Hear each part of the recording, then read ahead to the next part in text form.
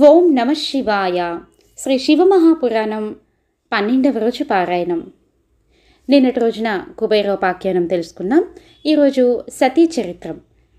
ఏ చరిత్ర వినడం వల్ల జన్మ జన్మాంతర జాడ్యాలు నశించిపోతాయో, ఏ కథాశ్రవణం వల్ల కళ్యాణ పరంపరలతో వర్తిల్లగలమో ఆ దివ్యగాథను వినిపిస్తాను వినండి. సూతుడు చెప్పినదంతా విని శౌనకాదులు ఆనందించారు. అనంతరం మహాభాగ పరమపురుషుని పూర్ణావతారమైన రుద్రుడి రాణి దక్షుడి కుమార్తె అని, తదుపరి హిమవంతుడి కుమార్తె పార్వతిగా పిలువబడుతున్నదని చెబుతున్నారు.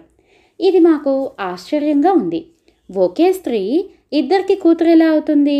ఇందులోని రహస్యగాథను వినిపించి మమ్మల్ని చరితార్థులను చేయండి అని చెప్పేసి సూత మహర్షిని కోరారు.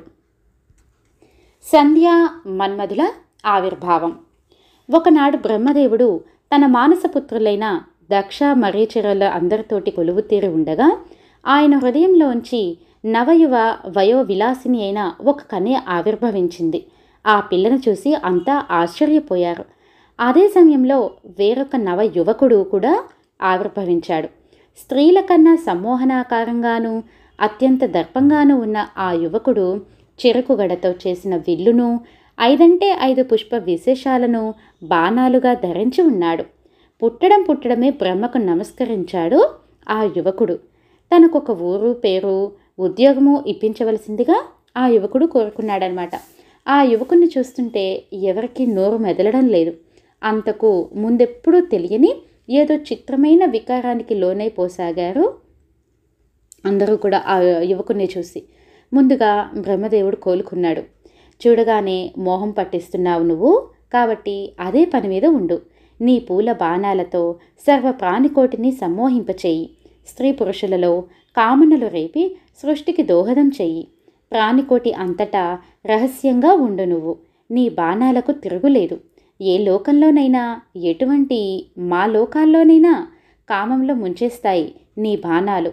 అంతెందుకు, నీ బాణాల ధాటికి త్రిమూర్తులమైన మేము కూడా చలించక తప్పదు అని చెప్పాడు. అనంతరం మరీచిరాదులు అందరూ కలిసి పుడుతూనే మనోవైకల్యాలు కలిగించిన వాడవడం చేత మన్మధుడు అని కామోద్దీపకుడు కనుక, కాముడు అని అత్యధికమైన దర్పంతో విరాజిల్లుతున్నాడు కనుక కందర్పుడు అని ఇలా ఆ యువకుడికి నామకరణాలు చేశారు. తనకొక పని నిర్దేశింపబడగానే దానిని అక్కడికక్కడే ఆరంభింపదలుచుకున్నాడు మన్మధుడు. తక్షణమే ఆ సభలోనే తన పూల బాణాలు ప్రయోగించాడు. కంపరమెత్తిపోయారు కంజసనాదులు. ఎవరికీ ఏమీ పాలుపోకుండా అయిపోయింది. ఊహకు అందనంత మోహంతో తలామునకలైపోయారు. అంతమంది పురుషుల నడుమనే ఉన్న ఒకే ఒక్క స్త్రీ మన్మధుడి కన్నా ఒక్క అడుగు ముందు పుట్టిన బ్రహ్మ మానసపుత్రి. ఆమె హృదయం కూడా చెలించింది. మరీచి మొదలైన అందరి చూపులు ఆ పిల్ల మీదే ఉన్నాయి. చివరకు బ్రహ్మదేవుడు కూడా ఆ యువతి మీద భ్రమపడిపోసాగాడు. అది గమనించాడు. ధర్మదేవత తక్షణమే తరణేందు శేఖరుణ్ణి తలచాడు. విధాత సభలో లీలాదర్శనమిచ్చాడు. విషమాంబకుడు బ్రహ్మాదుల్ని మందలించాడు. శృతి మించిన కామంతో కూతుర్నే కోరుకోవడం శృతి విరుద్ధమని చెప్పాడు. అలాగే బ్రహ్మ మానసపుత్రులు తమ చెల్లెల్ని చేరుకోవాలనుకోవడం చేయరాని పని అని చెప్పాడు. వారిలో కామోపసంహరణం గావించి తాను అదృశ్యుడైపోయాడు శివుడు. అప్పటికే కలిగిన కామ వికారం వల్ల చతుర్ముఖుడి శరీరం అంతా చెమటలు పట్టేశాయి. ఆ చెమట నుంచి అగ్నోష్టములనే 64,000 పితృగణాలు, 86,000 మంది బర్హిషదులు అనే పితృగణాలు ఆవిర్భవించడం జరిగింది. క్రతువు, వశిష్ఠుడు, పులస్త్యుడు, అంగీరసుడు అనేవారి బీజాలు ధూమగతాలైనందువల్ల సోమపులు, సుకాలురు, ఆజ్యపులు, హవిష్మంతులు అనే పితృగణాలు ఆవిర్భవించాయి. పితృకార్యాలలో సమర్పించే కవ్యాలను వీరే భుజిస్తారు. అగ్ని వీరికి చేరుస్తాడు. బ్రహ్మ యొక్క తీవ్ర ధ్యానంలోంచి పుట్టిన కారణంగా సంధ్య అనే సంజ్ఞతో కూడిన ఆ యువతి శివదర్శనంతో జ్ఞాని అయింది. కానీ ఆమెకు సంబంధం లేనప్పటికీ కూడా ఆమె మీద కామ వికారం వల్లనే బ్రహ్మ నుండి, బ్రహ్మ మానస పుత్రుల నుండి పితృగణాలు ఆవిర్భవించాయి. కనుక ఆమె పితృగణాలకు తల్లిగా చెప్పబడింది. ఇంత జరిగిన తర్వాత బ్రహ్మదేవుడు చిరాకు పడ్డాడు. శివుని చేత చెప్పించుకోవలసి వచ్చిందని సిగ్గుపడ్డాడు. ఆ వికలతతో మన్మధుణ్ణి శపించేశాడు. నలుగురికి చెప్పవలసిన వాడిని, 4 ముఖాలున్న వాడిని నన్నే ముఖం ఎత్తుకోలేకుండా చేసావు. ఏ శివుడి చేత నాకు నీతులు చెప్పించావో ఆ శివుడిక 3వ కంటి మంటలో పడి మాడిపో అని శపించాడు బ్రహ్మదేవుడు మన్మధుణ్ణి. గజగజలాడిపోయాడు మదనుడు. నన్ను క్షమించు తండ్రి, నువ్వు నాకు ఇచ్చిన ఉద్యోగ ధర్మాన్ని నిర్వర్తించేనే కానీ తప్పు చేయలేదు. విధి నిర్వహణ ఇది అని పలు విధాలా ప్రాధేయపడ్డాడు. అతడి వేడుకోలుతో బ్రహ్మ కొద్దిగా తేరుకున్నాడు. నిజమే, నీకు ఇచ్చిన ఉద్యోగ ధర్మమే నువ్వు చేశావు. కానీ కామం పుట్టించమంటే ఇలా వావి వరుసలో లేకుండా పుట్టించమని అర్థం కాదు. అయినా నిన్ను అనాల్సిన పని లేదు. కామమే కష్టమైంది. కామం కళ్ళకు కప్పాక వావి వరుసలేం తెలుస్తాయి. అందుకే తల్లి, వదిన, తోడబుట్టినది, కూతురు వీళ్లతో సంపర్కాన్ని ఆశించేవాడు అధోగతులకు పాలైతాడు. నీకిచ్చిన వరం ఎంత బలమైందో ఇప్పుడు పెట్టిన శాపం కూడా అంతే బలమైంది. అందువల్ల నువ్వు శివనేత్రాగ్నులలో కాలిపోక తప్పదు. కాలినా సృష్టి జరగడానికే నువ్వు ప్రధాన కారణాంతమైన వల్ల ఆ శివానుగ్రహంతోనే నువ్వు పునరుజ్జీవితం అవుతావులే అన్నాడు. అదే 10,000 అనుకున్నాడు మన్మధుడు. అదే సమయంలో దక్షుడి చెమట నుంచి ఒక అనుపమాన మోహనాంగి ఆవిర్భవించింది. చూపరులను వెరెక్కింపచేసే సోయగాల పుట్ట ఆ పుట్ట. ఆ పిల్లకి రతి అని పేరు పెట్టారు. రమణమూర్తి అయిన ఆ రతిని చూస్తుంటే మన్మధుడంతటి వాడు మనసుని అదుపులో పెట్టుకోలేకపోయాడు. ఈ కామకరుడికి కాస్తంత పగ్గాలు వేసేందుకు ఆ పిల్లే సరైందిగా తలచి రతిని అతనికిచ్చి పెండ్లి చేశారు.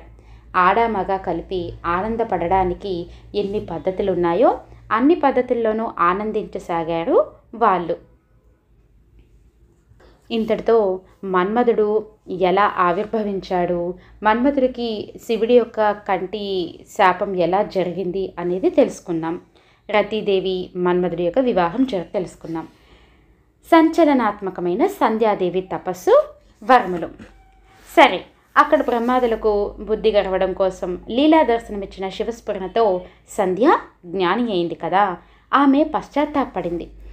పుట్టగానే తండ్రిని, తోబుట్టువులను కూడా కామ వివసుల్ని చేశాను కదా అని బాధపడి ఆ పాప పరిహారార్థం తపస్సు చేసుకునేందుకు గాను చంద్రభాగా పర్వతానికి చేరింది.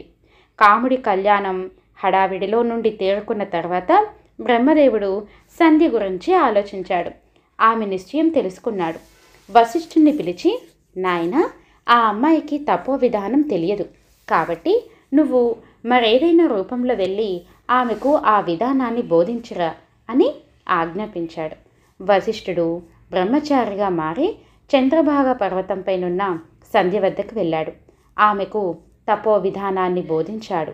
ఓం నమ శంకరాయ అనే మంత్రాన్ని ఉపదేశించాడు. దీనినే జపించు, ఆ శంకరుడు దిగివచ్చేదాకా జపించు అని చెప్పి వెళ్ళిపోయాడు. సంధ్య తీవ్రమైన తపస్సులో మునిగిపోయింది.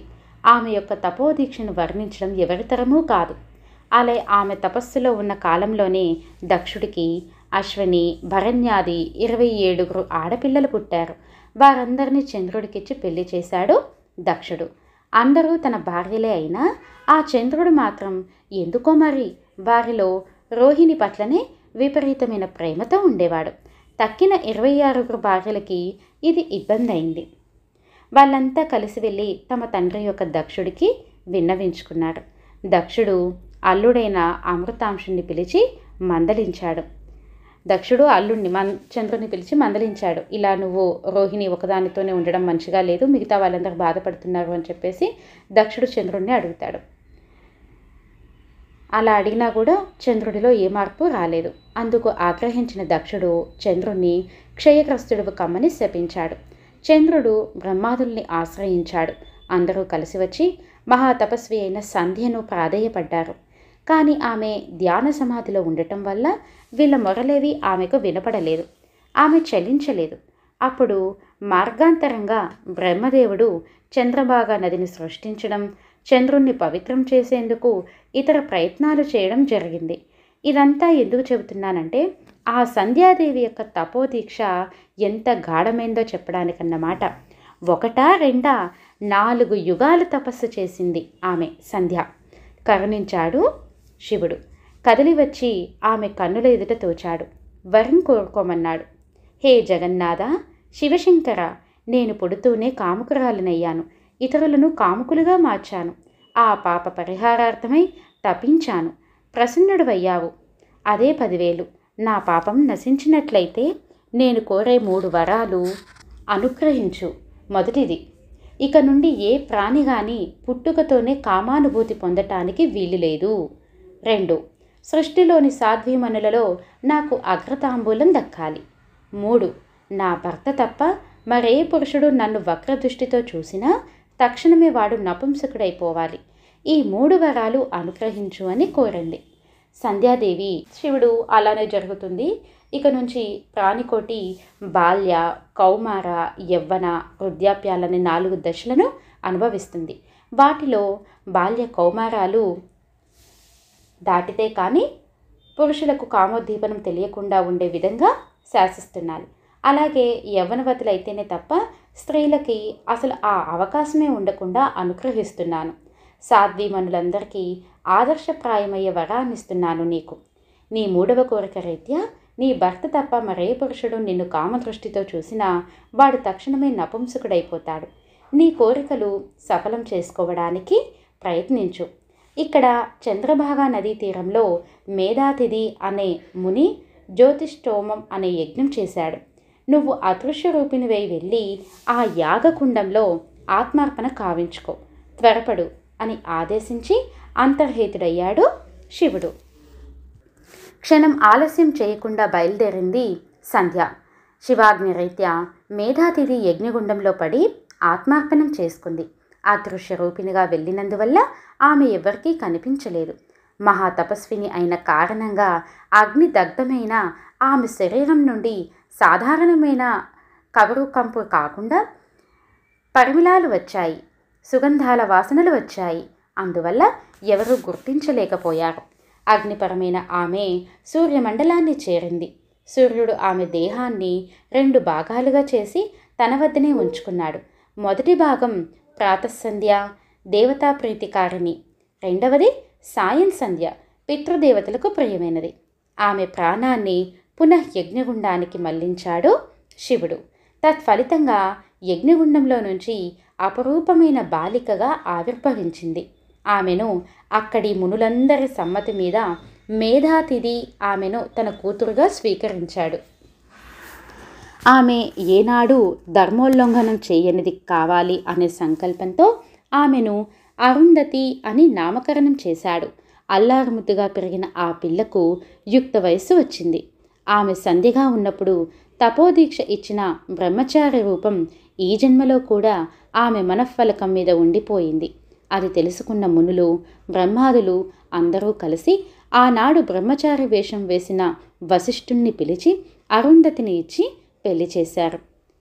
సాధ్వీమ తల్లులకు శిరోభూషణమైన ఆ ఆరంజ్యోతి అరుంధతి చరిత్ర ఇది అని ఆపాడు సూతుడు.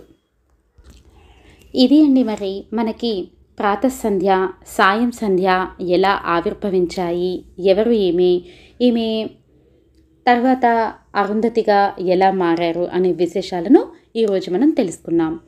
ఇది శ్రీ శివ మహాపురాణం 12వ రోజు పారాయణం సంపూర్ణం.